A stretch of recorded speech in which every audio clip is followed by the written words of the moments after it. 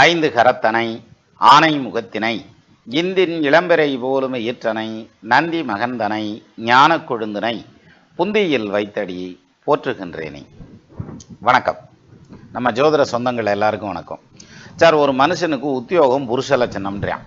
அப்போ படித்து வளர்ந்து ஆளாகி அப்படின்னாக்கா அடுத்த பாயிண்ட் என்ன சொல்லுவோம்? என்ன தொழில் பண்ணுவான் அல்லது என்ன வேலைக்கு போவான்? என் பையன் பெரிய கம்பெனியில் பெரிய வேலைக்கு போவானா?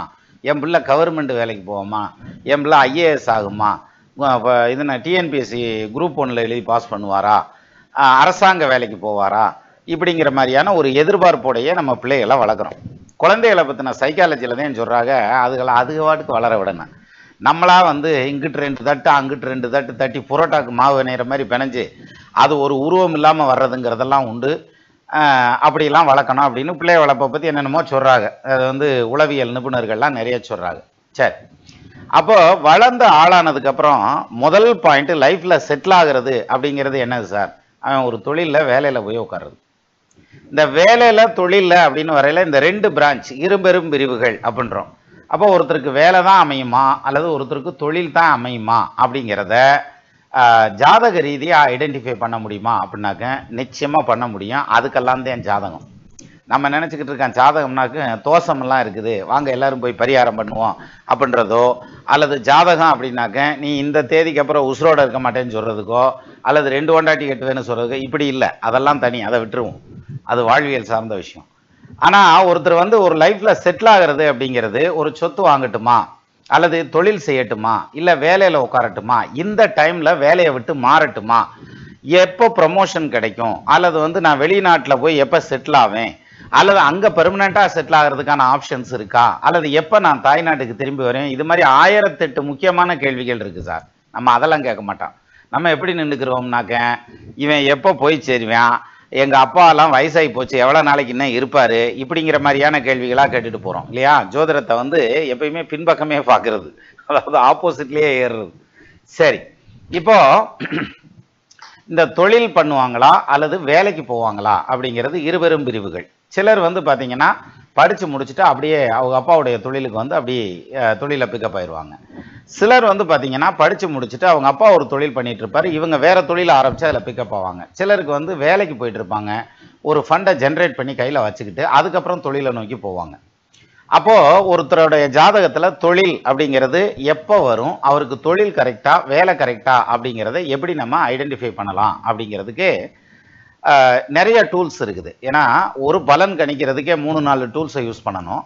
அப்படிங்கல இதில் இருக்க இத்தனை பேராமீட்டர்ஸில் நம்ம எல்லாத்தையும் ஒரே வீடியோலெல்லாம் சொல்லிட முடியாது. பட் இருந்தாலுமே முடிஞ்ச வரைக்கும் நான் கவர் பண்ணுறேன். அதாவது எப்படின்னா அதில் ஒன்று எடுத்துக்குவோம். எப்படி இப்போது ஒரு கிரகம் ஆட்சி பெற்ற நிலையில் நிற்கிறார் அல்லது உச்சம் பெற்ற நிலையில் நிற்கிறார் அப்படின்னு வச்சுக்கோங்க.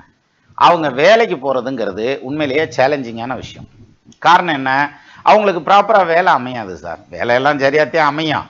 பட் இவங்களுடைய தாகம் அப்படிங்கிறது பார்த்தீங்கன்னா இதுக்கடுத்து என்ன அதுக்கடுத்து என்ன அப்படிங்கிற மாதிரியான அடுத்தடுத்த ஸ்டெப்பை நோக்கி போயிட்டே இருப்பாங்கல்ல. அந்த வேகத்துக்கு இந்த வேலை ஈடு கொடுத்து இவங்களோட வராது, ரன் ஆகாது. அப்போ ஒரு ஸ்டேஜ் வரைக்கும் இருந்து பார்த்துட்டு சரி ரைட் இது நமக்கு ஒத்து வராது, நம்மளே ஒரு தொழில் ஆரம்பித்து பண்ணிடுவோம் அப்படின்னு சொல்லி ஒரு ஸ்டார்ட் அப் கம்பெனி ஆரம்பிக்கிறது, ஒரு ஹெச்ஆர் ஆரம்பிக்கிறதுங்கிறது, அல்லது ஒரு கன்ஸ்ட்ரக்ஷன் கம்பெனி ஆரம்பிக்கிறது, ஃபைனான்ஷியல் சர்வீசஸ் ஆரம்பிக்கிறதுங்கிற மாதிரி ஏதோ ஒரு ஸ்டார்ட் அப் கிளம்பி போவாங்க. அப்படி கிளப்புறப்ப நம்ம அந்த கிளப்புற டைம் இருக்குது பார்த்தீங்களா, அதாவது சொந்த தொழில் பண்ணக்கூடிய டைம், அதை எப்படி ஐடென்டிஃபை பண்ணுறது? இந்த டைமில் தொழில் ஆரம்பித்தா, அதாவது முன்னாச்ச காலம் பின்ன வைக்கக்கூடாதுன்னு வாங்கி எண்ணி துணிக கருமம் துணிந்தவின் எண்ணுவோம் என்பது இழுக்கு. அதாவது ஒரு காரியத்தில் இறங்குறதுக்கு முன்னாடி 1000 இல்லை 1000 முறை யோசிச்சுக்க, அது பிரச்சனையே கிடையாது. ஆனால் இறங்குனதுக்கப்புறம் அந்த கால் தூக்கி பின்னாலேயே வைக்கக்கூடாது, வச்ச காலம் முன்னாலதே அப்படின்னு வாங்க இல்லையா? அப்போ அது மாதிரியான ஒரு பெரிய சக்ஸஸை நோக்கி போகிறதுக்கான டைமிங்கை எப்படி செலக்ட் பண்ணுறது அப்படிங்கிறதும், ஒரு ஜாதகத்தில் எப்படி நம்ம வேலைக்கு போகக்கூடிய ஜாதகமா இது அல்லது சொந்த தொழில் பண்ணக்கூடிய ஜாதகமா அப்படிங்கிறதையும் நம்ம எப்படி ஐடென்டிஃபை பண்ணலாங்கிறதையும் பார்க்க போகிறோம். இப்போ ஒரு ஜாதகத்தில் ஒரு கிரகம் ஆட்சி ஆயிருக்கார் அல்லது உச்சம் ஆயிருக்கார் அப்படின்னு வச்சுக்கோங்களேன். சொல்லுவோம்ல சிலர், என்னோட ஜாதகத்தில் 4 கிரகம் ஆட்சி, 2 கிரகம் உச்சம், 3 கிரகம் ஆட்சி அப்படிலாம் சொல்கிறோம்ல. அப்போ இந்த உச்சம் ஆட்சியெல்லாம் இருக்கிறதுங்கிறது எல்லாத்துக்கும் யோகத்தை செய்யாது. சிலருக்கு பஞ்சாயத்தில் தோற்றும், சிலருக்கு நல்லாவும் பண்ணி வைக்கும்.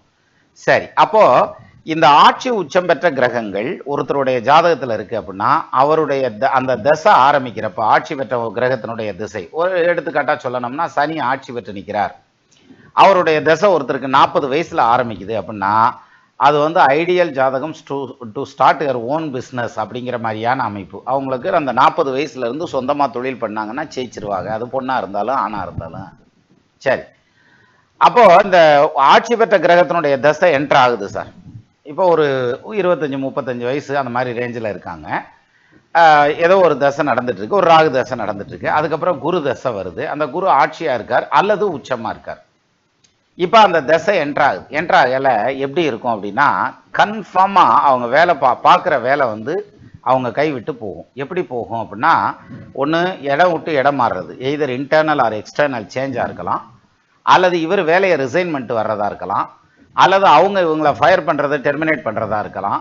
ஸோ இப்படி ஏதாவது ஒரு விதத்தில் அந்த ஜாப்ல வந்து ஒரு மிகப்பெரிய ஒரு அசைவை வந்து அந்த இடத்துல கொடுக்கும். எது ஆட்சி பெற்ற கிரகம் என்ட்ராகிறப்ப, அந்த தசை என்ட்ராகிறப்ப சிலருக்கு ஊரை விட்டு ஊரே மாற்றி விட்டுரும், வேற ஊருக்கு கிளம்பி நீ இந்த ஊரில் இருந்தது போதும் அப்படின்னு. சிலருக்கு நாடு விட்டு நாடே மாற்றும். அப்போ இது மாதிரியான மேஜர் சேஞ்சஸ் அப்படிங்கிறது எப்போ வரும் அப்படின்னா ஆட்சி பெற்ற கிரகத்தினுடைய தசை அப்படி என்ட்ராகிறப்ப வரும். சரி, இப்போ இந்த ஜாப் மார்க்கெட்ல இருக்காங்க அப்படின்னா பெரும்பாலும் மோர் தென் 90%, நாட் எக்ஸாக்ட்லி இன் 100% எந்த பலனும் கிடையாது ஜோசியத்தில், இருந்தாலும் ஒரு 80 to 90% வந்து அந்த ஆட்சி பெற்ற கிரகத்தினுடைய தசை என்ட்ராகுது அப்படின்னா they are the ideal people to start their own businesses. அவங்களுடைய சொந்த தொழிலை அந்த டைமில் அவங்க ஆரம்பித்தாங்கன்னா அவங்க சக்ஸஸ் ஆவாங்க.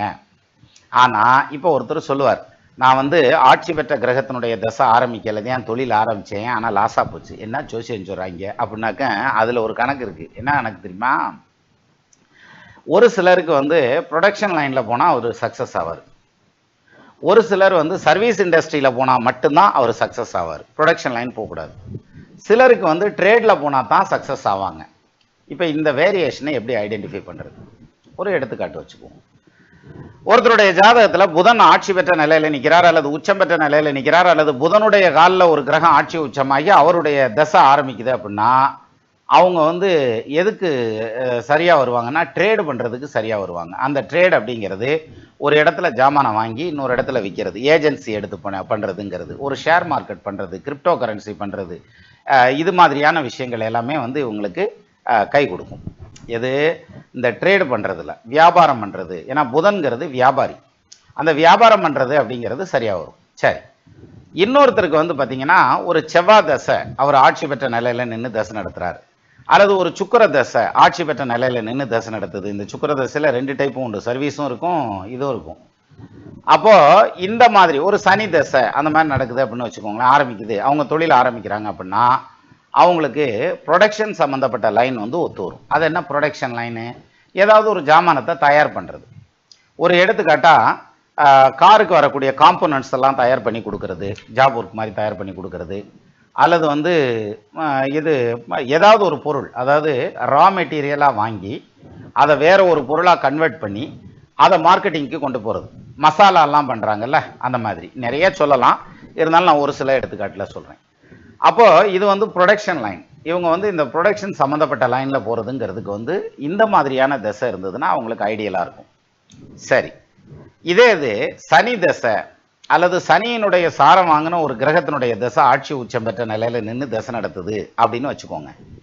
இப்போ எப்படி இருக்கும் அப்படின்னா இவங்களுக்கு சர்வீஸ் இண்டஸ்ட்ரி தான் சரியாக வரும். அது என்னதுப்பா சர்வீஸ் இண்டஸ்ட்ரி அப்படின்னாக்க ஒரு சாஃப்ட்வேர் சர்வீஸ் பண்ணுற இண்டஸ்ட்ரி அந்த லைனில் போகிறாங்க, அல்லது சாஃப்ட்வேர் சர்வீஸ் கொடுக்குறாங்க. அந்த சாஃப்ட்வேர் மாதிரியே இப்போ டெலிஃபோன் சர்வீஸ் எல்லாம் நிறையா கொடுக்குறாங்க இல்லையா, டெலிகாலர் சர்வீசஸ்லாம் கொடுக்குறாங்க இல்லையா. அதாவது என்னென்னா இவங்கள்ட்ட வந்து முதல்ல ஒன்றும் போட வேண்டியதில்லை, அவங்களுக்கு இருக்கிறதுங்கிறது வந்து இன்டலெக்சுவல் ப்ராப்பர்ட்டி, தன்னுடைய புத்திசாலித்தனம் மட்டும்தான். அதை கொண்டு போய் இன்வெஸ்ட் பண்ணி அந்த இன்வெஸ்ட்மெண்ட்டில் மிகப்பெரிய பூமப்பை சந்திக்கிறதுக்கான அமைப்பு அப்படின்றது அந்த சர்வீஸ் இண்டஸ்ட்ரியில் இருக்கிறவங்களுக்கு வரும். அப்போது இது வந்து பார்த்தீங்கன்னா இந்த சர்வீஸ் இண்டஸ்ட்ரியில் இருக்கிறவங்களுக்கு ட்ரேடு ஒத்து வராது, ட்ரேடில் இருக்கிறவங்களுக்கு சர்வீஸ் ஒத்து வராது, ப்ரொடக்ஷனில் இருக்கிறவங்களுக்கு ட்ரேடு ஒத்து வராது. அப்போ ட்ரேடில் இருக்கிறவங்க இதில் ஒத்து வர மாட்டாங்க, ப்ரொடக்ஷனுக்கு ஒத்து வர மாட்டாங்க. இப்படி ஒன்றுக்கு ஒன்று காம்ப்ளிகேஷனாக இருக்கும். இதில் விவரம் தெரியாமல் மாற்றி காலை வச்சுட்டா இழுத்து உள்ளே போட்டு லாஸ் பண்ணி விட்டு போயிடும். அப்போது தொழிலை செலக்ட் பண்ணுறப்ப ரொம்ப கரெக்டாக செலக்ட் பண்ணணும் அப்படிங்கிற மாதிரியான பாயிண்ட்டுக்கு இந்த மாதிரியான விஷயங்கள்லாம் ரொம்ப முக்கியமான ஒரு கேரக்டர். அப்போ இந்த ஒரு ஒரு ஜாதகத்துல வந்து படிச்சு முடிச்சுட்டு ஒருத்தர் வர்றார். வந்ததும் நீ கொஞ்ச நாளைக்கு வேலை பாரு, அந்த வேலை பார்த்ததுக்கு அப்புறம் சொந்த தொழில் பின்னால உனக்கு அமையும். ஏன்னா சிலர் வந்து வர்றப்பயே படிச்சுட்டு இருக்கிறப்பயே ஆரம்பிச்சிருவான், இங்கே நான் சொந்த தொழில் தான் செய்வேன், படிப்பு முடிஞ்சதுக்கப்புறம் நான் அந்த தொழில் செய்ய போறேன், இந்த தொழில் செய்ய போறேன் அப்படின்ற மாதிரியான அமைப்பு. சிலர் படிப்பு முடிஞ்சது நான் ஏரோப்ளைன் ஓட்ட போறேன், கப்பல் ஓட்ட போறேன், கார் ஓட்ட போறேன், ஆட்டோமொபைல் இண்டஸ்ட்ரி தான் நான் படிக்க போறேன், அது சம்மந்தமாத்தியா வேலைக்கு போக போறேன் அப்படின்ற மாதிரி ஆம்பிஷன்ஸோட வருவாங்க. இந்த ஆம்பிஷன்ஸை வந்து ஜோசியங்கிற பேரில் வந்து தூக்கி பெரட்டி போட்டுறக்கூடாது. அப்போ என்ன பண்ணணும் அப்படின்னா, ஆல்மோஸ்ட் ஒரு 10th ஸ்டாண்டர்ட் படிக்கிறப்பயே அந்த பிள்ளைங்களோட ஜாதகத்தை பார்த்து இவங்களுக்கு எந்த லைன் சூஸ் பண்ணால் கரெக்டாக வரும் அப்படிங்கிறத நம்ம ஓரளவுக்கு அனுமானிச்சிட முடியும். அப்போ அந்த லைனில் வந்து அவங்கள என்கரேஜ் பண்ணி கொண்டு போனோம்னா அவங்க கரெக்டான லைனில் போயிடுவாங்க. அதை விட்டுட்டு சரி நம்ம எல்லாத்துக்குமே என்ன ஐடியானா, என் பிள்ளை டாக்டர் ஆகணும், அவ்வளோதான். இல்லை டாக்டர் ஆகட்டி பரவாயில்ல, பல்லு டாக்டர் ஆகட்டேன், டென்டிஸ்ட் ஆகட்டேன், டென்டிஸ்ட் கிடைக்கலையா பரவாயில்ல, மாட்டு டாக்டர் ஆகட்டேன், பிபிஎஸ்சி படிக்க வைக்கிறேன், மொத்தத்தில் டாக்டர் ஆனம்யா அப்படின்ற மாதிரியான பாயிண்ட்ல தான் அவங்க நிற்பாங்க. பட் எந்த டாக்டரும் வந்து மருத்துவம், இப்போ மருத்துவ தொழில் தான் தொழில், மற்ற தொழிலெலாம் தொழில் இல்லைன்னு அர்த்தம் இல்லை இல்லை. அப்போது இந்த சர்வீஸ் இண்டஸ்ட்ரியில் இருக்கிறவங்கெல்லாம் வந்து பார்த்தீங்கன்னா மிகப்பெரிய அளவில் சக்ஸஸ் ஆகிறதுங்கிறதெல்லாம் உண்டு. ஃபார் எக்ஸாம்பிள் இப்போ ஒருத்தர் அட்வொகேட்டுக்கு படிக்கிறார், அவருக்கு வந்து ஜட்ஜ் ஆகிறதுக்கான யோகம் இருக்கும், அந்த ஜட்ஜ் ஆகிறதுக்கான அந்த அமைப்பெல்லாம் இருக்கும். பட் ஜட்ஜாக இருந்தாலுமே அவர் வந்து ஒரு அப்பெக்ஸ் இல்லையா, அதுக்கு மேலே டாப் லெவல் கிடையாது. அவருக்கு எல்லாருமே பதில் சொல்கிறதுக்கு நம்ம we have the responsibility in நம்மளுடைய கான்ஸ்டியூஷன் லா அப்படி தான் சொல்லுது. சட்டம் பார்த்து கூப்பிட்டா யாராக இருந்தாலும் போய் ஆஜராகணும், அப்படியான ஒரு பொசிஷன். அப்படி ஒரு டாப் லெவலுக்கு வர்றதுக்கான ஒரு ஜாதகமாக இருந்தால் கூட சிலர் வந்து பார்த்தீங்கன்னா அந்த பதவிக்கு போக மாட்டாங்க. ஏன் போக மாட்டாங்க? நான் ஃப்ரீலான்சர், நான் பாட்டுக்கு சர்வீஸே பண்ணிக்கிறேன் அப்படின்னு சொல்லி அட்வொகேட்டாகவே இருப்பாங்க.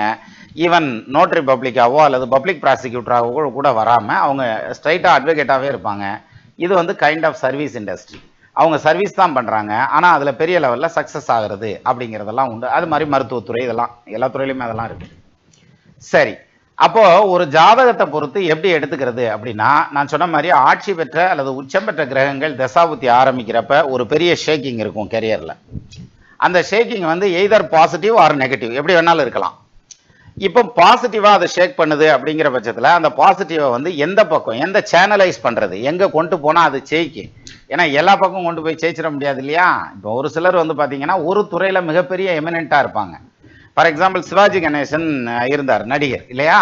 அவர் வந்து நடிப்பு துறையில அவர் தான் யூனிவர்சிட்டி, அப்பேற்பட்ட ஒரு பேரு புகழ் அந்தஸ்தெல்லாம் அடைஞ்சவர். ஆனால் அரசியல்ல சோபிக்க முடியல. சரியா, அது மாதிரி நிறைய எடுத்துக்காட்டுகளே சொல்லிக்கிட்டே போகலாம்.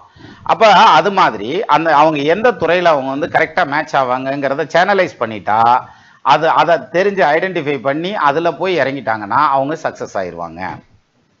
அதுக்கு தான் என்ன சொல்லுவாங்கன்னா, இப்போ செவ்வாய்க்கு என்ன தொழில் அப்படின்னாக்க வெடி மருந்துகள், போலீஸ், இராணுவம் அப்படின்லாம் பேசிட்டு இருப்போம் இல்லையா. இது மட்டும் இல்லை, ஒரு சிமெண்ட் கடை வைக்கணும் அல்லது ஒரு கம்பி கடை வைக்கணும் அல்லது ஒரு ஹார்ட்வேர் கடை வைக்கணும்னாலும் மார்ஸ் வேணும், செவ்வாய் வேணும். சரியா. சனி அப்படின்னாக்க கீழானவர், அவர் இவர் அப்படி இப்படின்னு இருப்போம் இல்லையா, அதெல்லாம் ஒரு பக்கம் இருக்கட்டும். சீவேஜ் மேனேஜ்மெண்ட்டு அது சம்மந்தப்பட்டது, அல்லது கிளீனிங் ஒர்க்கில் இருக்காங்க, ஹாஸ்பிட்டல் கிளீனிங்கு மெயின்டெனன்ஸில் இருக்காங்க, இவங்களுக்கெல்லாம் சனியினுடைய ஆதிபத்தியம் வேணும். அது மட்டும் இல்லை சார், சனியினுடைய ஆதிபத்தியம்ங்கிறது வந்து இப்போது இந்த ஒரு ஃப்ளைட் ஓட்டுறாங்கன்னா அந்த ஃப்ளைட் குரூ இருக்காங்க இல்லையா, அவங்க எல்லாமே சனியோட ஆதிபத்தியத்தில் தான் இருப்பாங்க. அவங்க எல்லாமே ஒன்றுக்கு கட்டுப்பட்டு செயல்படக்கூடியவர்கள், எல்லாமே அடிமை தொழில் பார்க்குறவங்க, வேலை பார்க்குறவங்க, எந்த ஓனரும் வண்டி ஓட்ட போகிறதில்ல. அப்போ இது எல்லாம் சனியனுடையது, இது சர்வீஸ் சம்மந்தப்பட்ட லைனில் வர்றதுங்கிறது. ஸோ இது மாதிரியான தொழில்களை எப்படி செலக்ட் பண்ணுறது அப்படின்னா, ஒரு கிரகத்துக்கும் இப்படியான தொழில்கள் சரியாக வரும். ஃபார் எக்ஸாம்பிள் இப்போ சூரியன் அப்படின்னு எடுத்துட்டா அவருக்கு கமிஷன் பேசிஸில் பண்ணக்கூடிய எந்த வியாபாரங்களும் சரியாக வரும். அதே மாதிரி சர்வீஸ் இண்டஸ்ட்ரிங்கிறது அவருக்கு சரியாக வரும். ஒரு சில சந்தர்ப்பங்களில் சனி வீட்டில் உட்காந்துருந்தாருன்னா அல்லது சனி பார்வையில் இருந்தால், சனியோட சம்மந்தப்பட்டிருந்தா, அவருடைய நட்சத்திரத்தில் உட்காந்துருந்தா, அப்படி நிறைய கேரக்டரிஸ்டிக் எடுத்துக்கலாம். அப்போ சந்திரன் சுக்கிரன் அப்படின்னா ஜல ரீதியான பொருட்கள், அதாவது பால், காய்கறி, பூ, பழம், பால், தண்ணி, அந்த மாதிரியான ஐட்டம்லாம் விற்கிறதுங்கிறது. இப்போ அந்த சுக்கிரனோட வந்து கேது சம்மந்தப்படுறாரு அப்படின்னா கெமிக்கல் பண்ணுறதுங்கிறது. அதே சுக்கிரனோட புதன் சம்மந்தப்படுறாரு அப்படின்னா கேஸ் பண்ணுறது, அசிட்டிலின் கேஸ் தயார் பண்ணி விற்பாங்க, ஆக்சிஜன் O2 தயார் பண்ணி விற்பாங்க, அது மாதிரி நிறையா. அதே மாதிரி இந்த சுக்கிரன் உட்காந்துருக்காரு, கூட ராகு உட்காந்துருக்காரு, அவங்க ஜலராசியில் உட்காந்துருக்காங்க அப்படின்னாக்க அவங்களுக்கு வந்து ஆசிட் எல்லாம் தயார் பண்ணுவாங்கல்ல, H2O அது H2O வருது, H2SO4 HCl இதெல்லாம் தயார் பண்ணுவாங்க இல்லையா. இந்த மாதிரியான அதை டிஸ்ட்ரிபியூஷன் பண்ணுறதுங்கிறது, தயார் பண்ணுறதுங்கிறது, இந்த மாதிரியான விஷயங்கள். இப்படி ஒரு ஒரு கிரகத்துக்கும் நம்ம சிம்பிளாக எடுத்துக்கிற தொழில் இன்னொரு கிரகத்தோட சேரல ஒரு காம்ப்ளிகேஷன் ஆகும். கெமிஸ்ட்ரியில் வந்து காம்ப்ளெக்ஸ் சால்ட்டு சொல்லுவாங்க. ஒரே ஒரு சால்ட்டை கொடுத்தா ஈஸியாக கண்டுபிடிச்சிடலாம். 2-3 சால்ட்டை கம்பைன் பண்ணி கையில் கொடுத்துட்டா தனித்தனியாக கண்டுபிடிக்கணும்ல, அது மாதிரி. சரி, அப்போ இது it's also kind of practical in chemistry. எது ஜோசியத்தில் அந்த இது தொழிலை வந்து ஐடென்டிஃபை பண்ணுறது எப்படி அப்படிங்கிறது. ஸோ இதில் என்ன சொல்ல வரேன்னா, அப்போ இவங்களுக்கு தொழில் ஒத்து வருமா அல்லது வந்து வேலை ஒத்து வருமானு பார்க்கறதுங்கிறது, தொழில் ஒத்து வரும்னா என்ன டைப்பான தொழில் இவருக்கு ஒத்து வரும் அப்படிங்கிறத பார்த்து அதில் இறங்குனாங்கன்னா தே வில் பி சக்சீட். அவங்க வந்து கண்டிப்பாக ஜெயிப்பாங்க. ஃபார் எக்ஸாம்பிள், இப்போ ஒருத்தர் வந்து சாஃப்ட்வேர் இண்டஸ்ட்ரியில் இருக்கார். அந்த சாஃப்ட்வேர் இண்டஸ்ட்ரியில் இருக்கிறவங்க எத்தனையோ லைனில் இருக்கலாம். இன்சூரன்ஸில் இருக்கலாம், பேங்கிங்கில் இருக்கலாம், ரோட்வேஸில் இருக்கலாம், அட்வொகேட் லைனில் இருக்கலாம், ஜுடிஷியல் லைனில் இருக்கலாம், மெடிக்கல் லைனில் இருக்கலாம், இப்படி நிறையா இடங்கள்ல இருக்கலாம். அப்போது இவங்களுக்கு அதில் ஏற்புடையது எது? ஏன்னா சிலருக்கு வந்து பார்த்தீங்கன்னாக்க ஹேக்கிங் தான் சரியாக வரும். இப்போ ஒன்றும் இல்லை சார், ராகு தசை மேஜராக நின்று நடக்க போகுது. அவருடைய கரியர் ஸ்டார்ட் பண்ணலை, அரௌண்டு ஒரு 20+ வந்து ராகு ஸ்டார்ட் ஆகுது அப்படின்னா ஒரு 38-40 வயசு வரைக்கும் அவருக்கு ராகு தசையில் தான் இருக்க போகிறார். அப்போ இந்த ராகு தசை வந்து மேஜராக எங்கே கொண்டுட்டு போகும்? அது ஒரு சனி வீட்டில் இருக்குது அப்படின்னு வச்சுக்கோங்களேன். அவருக்கு வந்து சனியோட கனெக்ஷன் ஆகிருக்காரு ஏதாவது ஒரு விதத்தில் அப்படின்னாக்க அவருக்கு வந்து இந்த சர்வர் மெயின்டெனன்ஸு அல்லது வந்து இந்த கனெக்டிவிட்டி தொடர்பான விஷயங்கள் சம்மந்தமாக படித்தாருன்னா அவர் சக்ஸஸ் ஆவார்.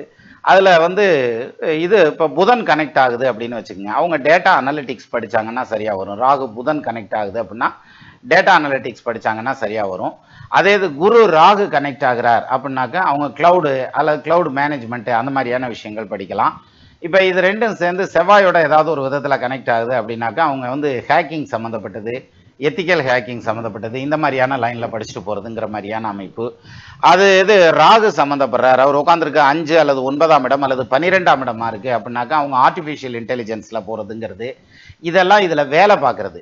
இந்த ராகுக்கு பதிலாக கேது கனெக்ட் ஆகிறாருன்னு வச்சுக்கோங்களேன், அப்போ என்ன ஆகும்னா அவங்க வந்து அது சம்மந்தப்பட்ட ரிசர்ச் பண்ணுறது, டாக்டரேட் பண்ணுறதுங்கிறது, R&Dயில் போய் உட்கார்றதுங்கிறது, அப்போ இது மாதிரியான விஷயங்களை அவங்க அதை நோக்கி போவாங்கங்கிற மாதிரியான அமைப்பு. இப்படி நிறையா இது காம்பினேஷன்ஸை பற்றி சொல்லிக்கிட்டே போகலாம். அது ஒரு பக்கம் இருக்கட்டும். அப்போது ஒரு ஜாதகருக்கு அவர் தொழில் பண்ணுவார் அல்லது வேலைக்கு போவார் அப்படிங்கிறத நம்ம எப்படி ஐடென்டிஃபை பண்ணலாம் அப்படிங்கிறத ஒரு சின்ன எடுத்துக்காட்டும் வச்சுக்கிடுவோம். அப்படி வச்சுக்கிட்டு பார்த்தோம்னா இன்னும் நமக்கு நிறைய விஷயங்கள் புரியும். இந்த ஜாதகர் வந்து பார்த்தீங்கன்னா இது ஒரு பையனுடைய ஜாதகம். 1999 டிசம்பர் மாதம் 6ஆம் தேதி 5:35 AM, பிறந்தது திண்டுக்கல்லன்னு வச்சுக்கோங்க. லக்னம் வந்து விருச்சிக லக்னம், ராசியாக வந்திருக்கு துலா ராசி, ஜென்ம நட்சத்திரமாக வந்திருக்கிறது விசாக நட்சத்திரம் வந்திருக்குது. இப்போ இவருக்கு வயசு அப்படின்னு எடுத்துக்கிட்டா வயசு என்ன வயசு 25 வயசு ரன்னிங்கில் இருக்குது. சரியா? இவர் பிறந்தது விசாக நட்சத்திரத்தில் பிறந்திருக்கார். விசாகம்ங்கிறது குருவுடைய நட்சத்திரம். அப்போ இவர் பிறந்ததுமே குரு தசை நடப்பில் வரும். 6 வருஷம் குரு தசை நடக்குது. 5 வருஷம் 9 மாதம் குரு தசை. 6 வருஷம் குரு தசை முடிஞ்சதுக்கப்புறம் சனி தசை வரும். இந்த சனி எவ்வளோ வருஷம்? 19 வருஷம். அப்போ 25 வயசு இந்த ஜாதகனுக்கு முடிகிற வரைக்கும் குரு தசையும் சனி தசையும் நடக்கும். இப்போ இந்த ஜாதகத்துக்கு குருவும் சனியும் எங்கே இருக்காருன்னு பாருங்க. லக்னத்துக்கு 6ஆம் இடத்துல இருப்பாங்க. இது படிக்கிற காலம். இப்போ இந்த குரு சனி 2 பேரும் ஒன்று சேர்ந்து நிற்கிறதுங்கிறது டெக்னாலஜி ரிலேட்டடான படிப்பு அப்படிங்கிற மாதிரியான இடத்துக்கு கொண்டு போகும். சரி, அப்போ இது எப்படி வருங்கிறதுக்கு நிறையா காம்பினேஷன்ஸ் சொல்லலாம். பொதுவாக சொல்லணும்னா சனி வந்து டெக்னாலஜியை குறிக்கக்கூடிய கிரகம், செவ்வாயும் டெக்னாலஜியை குறிக்கக்கூடிய கிரகம் தான். அந்த மேஷ ராசியே வந்து பொறியியல் சம்மந்தப்பட்ட ராசி தான். பரிவர்த்தனை யோகத்தில் மேஷத்தில் செவ்வாய் போய் உட்கார்றார். அதே பரிவர்த்தனையில் சனி வந்து மகரத்தில் உட்கார்றார். இப்போ மகரத்தில் சனியும் 6ஆம் இடத்துல குருவும் அப்படின்னு வச்சு எடுத்தா இவங்களுக்கு இந்த 2 திசையும் வந்து படிப்பு அப்புறம் வேலைக்கு போகிறது அப்படிங்கிற மாதிரியான பாயிண்ட்டுக்கு தான் போகும். ஏன்னா ஈவன் சனி ஆட்சி தான் இருந்தாலும் ஆட்சி பெற்ற அந்த கிரகம் வக்ரமாகி போயிடுறார். அப்படிங்கிற அவங்க வேலைக்கு தான் போயாகணும். எது குருவும் சனியும் முடிகிற வரைக்கும் அப்படிங்கிறது இதில் பாயிண்ட்டு.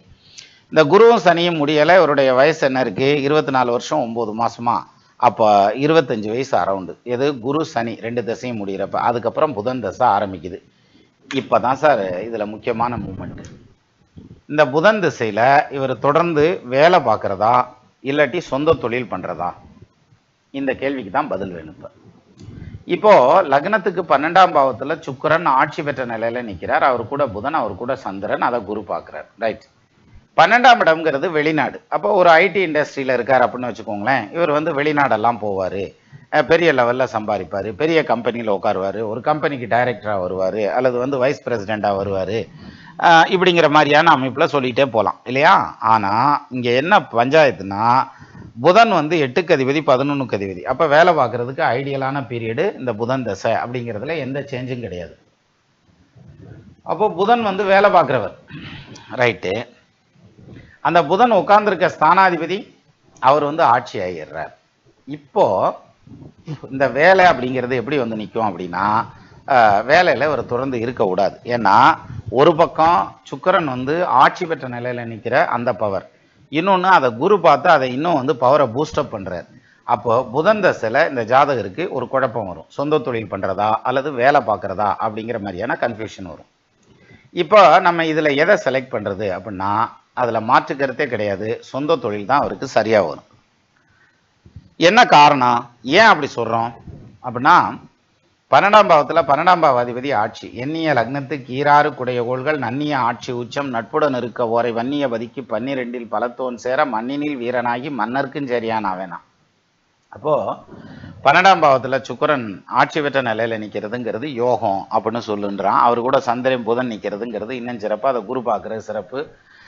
ரெண்டாவது, புதன் உட்கார்ந்துருக்கிறது குருவுடைய நட்சத்திரத்திலேயே உட்கார்ந்துருக்காரு, விசாகத்தில். அதனால நிச்சயமா இவர் வந்து சொந்த தொழிலை நோக்கி தான் மூவ் ஆகி தீரணும். எது, புதன் தசை. அது எவ்வளோ நாளைக்கு நடக்குது, 17 வருஷத்துக்கு நடக்குது சார். புதன் தசை முடியல, அவருக்கு வயசு 42. சரி, இப்போ இந்த புதன் தசை முடிஞ்சதுக்கப்புறம் வர்றது கேது தசை. இந்த கேது தசை என்ன செய்யும் அப்படின்னா, அது ஒரு 7 வருஷம் தசை நடத்தும். ஆட்சி பெற்றவனுடைய வீட்லேயோ உச்சம் பெற்றவனுடைய வீட்லேயோ ராகு கேது சம்பந்தப்பட்டா அது யோகத்தை செய்யக்கூடிய அமைப்பு அப்படின்னு நம்ம படிச்சிருக்கோம். நிறையா எடுத்துக்காட்டு ஜாதகங்களோட நம்ம பார்த்துருக்குறோம். அப்போ இங்க வந்து இந்த கேது வந்து அபரிமிதமான பலத்தோட நிற்கிறார். அப்ப கேது தசையில இவர் என்ன பண்ணணும், சொந்த தொழில் தான். அப்ப 17 வருஷ புதன் தசையும் 7 வருஷ கேது தசையும் இவர் சொந்த தொழில் தான் செய்ய போறார். இந்த ரெண்டும் முடிகிறப்ப கிட்டத்தட்ட 24 வருஷம் முடிஞ்சிருக்கும். 17 வருஷம் புதன் தசையும் 7 வருஷம் கேது தசையும் முடியலை, 24 வருஷம் முடிஞ்சிருக்கும். அதுக்கப்புறம் சுக்கிர தசை. சுக்கிர தசையை பொறுத்த வரைக்கும் no need to give any further explanations. ஏன்னா 12ஆம் பாவத்தில் சுக்கிரன் ஆட்சியானதுனால சுக்கிரனுக்கு மறைவு கிடையாது. ரெண்டாவது, சுக்கிரன் ஆட்சியானா மிகப்பெரிய செல்வாக்கை கொடுக்கும். புதன் தசையில கொடுக்கறதுங்கிறத விட சுக்கிர தசையில அபரிமிதமா கொடுக்கும். அப்போ இதுலயே 24 வருஷம் ரெண்டு தசையிலேயே, எது புதனும் கேதுவும். அதுக்கப்புறம் 20 வருஷம் வந்து சுக்கிர தசை நடக்கும். ஆக மொத்தம் 44 வருஷத்துக்கு இவருக்கு வலுவான தசை. ஏன்னா அதுக்கப்புறம் வர்ற சூரிய தசையை விட்டுருவோம், நம்ம அந்த அளவுக்கு போக வேண்டாம். அதுக்கு ஒரு காரணம் இருக்கு. என்னன்னா, இப்ப இந்த சுக்கிர தசை முடியல இவருக்கு என்ன வயசாகும்னு பாருங்க, 69 வயசு வரும். சரியா? அப்போ இவருக்கு ஆரம்பிச்ச பீரியடு வந்து புதன் தசை ஆரம்பிச்ச பீரியடுன்னு எடுத்துக்கிட்டா 25 வயசுல இருந்து 69 வயசு வரைக்கும் சொந்த தொழில் பண்றதுக்கான வலுவான தசை நடக்குது.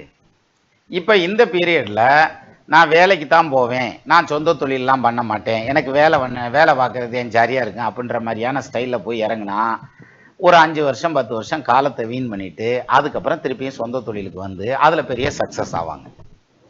இதே இது கொஞ்சம் முன்னக்கூட்டியே ஜாதகத்தை எடுத்து பார்த்தாங்கன்னா, இது கரெக்டான டைம், உன்னை வேலையை விட்டு டெர்மினேட் பண்ணா கூட நத்திங் டு ஒரி, நீ வெளியே வந்து உன்பாட்டுக்கு சொந்த தொழில் ஆரம்பி, அதில் வந்து நீ மிகப்பெரிய சக்ஸஸ் அடைவதற்கான வாய்ப்பு இருக்குது அப்படிங்கிறத இந்த ஜாதகத்தை வச்சே நம்ம ஐடென்டிஃபை பண்ண முடியும் அப்படிங்கிறத நம்ம இதில் பார்க்கலாம். அப்போது ஜாதகம் பார்க்குறதுங்கிறது எதுக்கு பார்க்குறது, தொழில் பண்ணுறதா அல்லது வேலைக்கு போகிறதா அல்லது வேலையில் சுவிட்ச் ஓவர் ஆகிறதா அல்லது ப்ரொமோஷன் வருமா வராதா, வந்த ப்ரொமோஷனை ஏற்றுக்கிறதா அல்லது வந்து இந்த அப்ரைசல் எப்படி இருக்கும், இதுக்கப்புறம் என்னுடைய மூமெண்ட் என்ன இருக்கும், அல்லது நான் இறங்குற தொழில் இந்த மாதிரியான தொழிலில் இறங்கினா சக்ஸஸ் ஆகனா, இது சரியாக வருமா. சரி, இது மாதிரி தான் சார் பிளான் பண்ணணும் ஜோசியத்தில் ஜாதகத்தை வச்சு. நம்ம என்னென்னமோ பிளான் பண்ணுறோம் இல்லை. சரி, அது இருக்கட்டும். அப்போது இந்த மாதிரியான பிளானிங்கோட ஒரு தொழிலையோ ஒரு ஜாப்லேயோ இறங்குறோம் அல்லது ஜாப் சேஞ்ச் ஆகுறோம் அல்லது மைக்ரேட் ஆகுறோம் அல்லது வேற நாட்டுக்கு போகிறோம், சுவிட்ச் ஓவர் ஆகுறோம் ஜாப்ல அப்படிங்கிற மாதிரியான பாயிண்ட் இதை பேஸ் பண்ணி பண்ணுனா நமக்கு அந்த எமோஷனலாக வரக்கூடிய பிரச்சனைகள் எதுவும் வராது. ரெண்டாவது ஃபியூச்சரை பற்றின பயமும் இருக்காது. எங்கே நமக்கு வேலை போயிருமோ, அல்லது வேலையில் எனக்கு திருப்தியே இல்லை, அன்சர்டனிட்டியோட வேலை பார்க்குறேன். சிலருக்கெல்லாம் வந்து பார்த்தீங்கன்னா வேலை வந்து இன்னைக்கு போயிடும் நாளைக்கு போயிடும் போல இருக்கு, அல்லது இது இன்னும் எத்தனை நாளைக்கு ஓடுதுன்னு தெரியல அப்படின்னே சொல்லிக்கிட்டே இருப்பாங்க. பயந்துகிட்டே இருப்பாங்க சார் வேலையில்.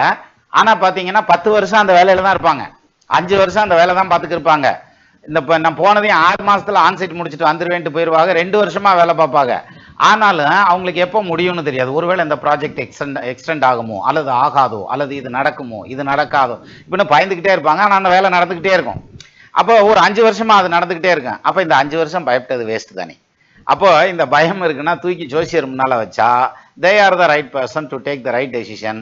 அப்போ அவங்களால கரெக்டான ஒரு பாதையை காமிக்கவும் முடியும். ரைட், இந்த பாதையில் போ, உனக்கு சரியாக வரும், நீ இது இந்த டைம் வரைக்கும் இதில் டிஸ்டர்ப் இல்லாமல் வேலை ஓடும், தைரியமாக இருக்கலாம். இது வந்து நிறைய பேர் சிலருக்கு வந்து பார்த்தீங்கன்னா இந்த இதில் வந்துடும், உடல் ரீதியான தொல்லைகள் அல்லது உடம்பு ஆரோக்கியம் அப்படியான பயம் வந்துடும்.